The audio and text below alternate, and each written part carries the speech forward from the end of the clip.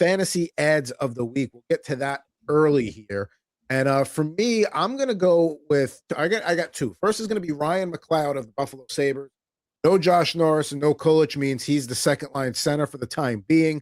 He's getting to skate with Jason Zucker and Jack Quinn. So the focus going on that really strong Buffalo top line.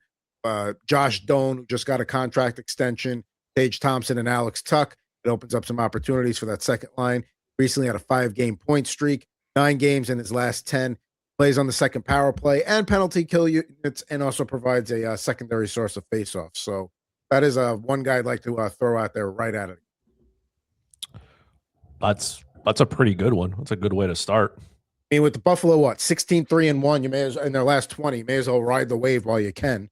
They're going to be 16-4-1 after tonight. So there you go. So we got a little bit of a lean, a little bit of what he's thinking for the Canadians Sabres game. Second Thursday in a row, those two playing. This time they're going to swap who's home and who's away.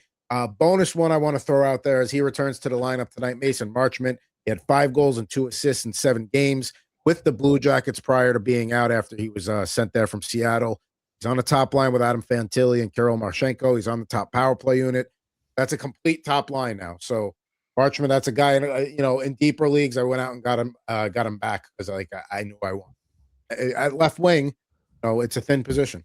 I want to go back to Ryan McLeod because I had streamed him a couple weeks ago, and he came up big for me when I needed it. And like you mentioned, that source of faceoff, he's a faceoff machine. You look at his faceoffs, every game, 11, 7, 11, 10. You are getting prime faceoff category points there if you have him. At the very least, if he doesn't get a goal or an assist, at least you know that some category he's going to definitely provide what is needed, and especially with faceoffs, that's an important part of our league. And it's good. Ryan McLeod is a good one to pick up. I like it. Now we move on to Chris's fantasy ad of the week.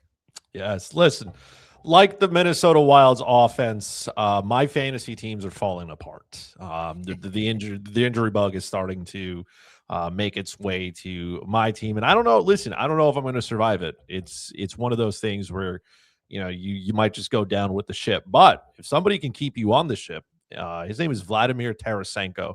He has benefited from Matt Boldy being out of the lineup. Doesn't really benefit from Joel Eriksson-Ek being out directly, but indirectly, he's found himself on the top power play unit, which helps. Anytime you can get exposure to Kirill Kaprizov or Quinn Hughes in some way, it's going to work out. He has 5 goals in the last 3, 8 points in the last 4. He is cooking. He is cooking. Listen, Minnesota lost to Montreal in dramatic fashion, and Vladimir Tarasenko was, the man out there doing most of the work. He had 2 shots, 2 goals. Listen, it's not about the quantity. Sometimes it's the quality. So as long as Tarasenko is getting those heavy top 6 minutes, we know Minnesota is not the deepest team up front. They're going to roll him out there as long as his body doesn't let him down. There are some good options on the waiver wire, but he's 29% owned on Yahoo. That's a 24% jump versus last week. So some people are paying attention, right? Be one of those people. Okay, go straight there, pick him up, move on. Old dogs can still hunt. That's the case with Tarasenko. And good news is that Eriksson-Ek and Marcus Johansson game time decisions for the Wild tonight. So they don't come back tonight against Detroit. They'll be back in their next game. So there we go. So Ryan McLeod, Mason Marchment, Vladimir Tarasenko. And do we have a fantasy ad of the week?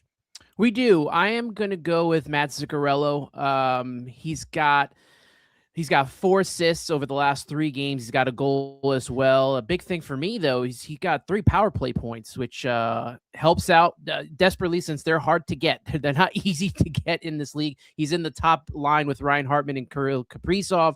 So I'm going with Zuccarello here. You got to take the hot hand, especially when you're picking up a player of the week. And you might as well do it now before he runs out of gas and, is a little bit more inconsistent like he's been this season.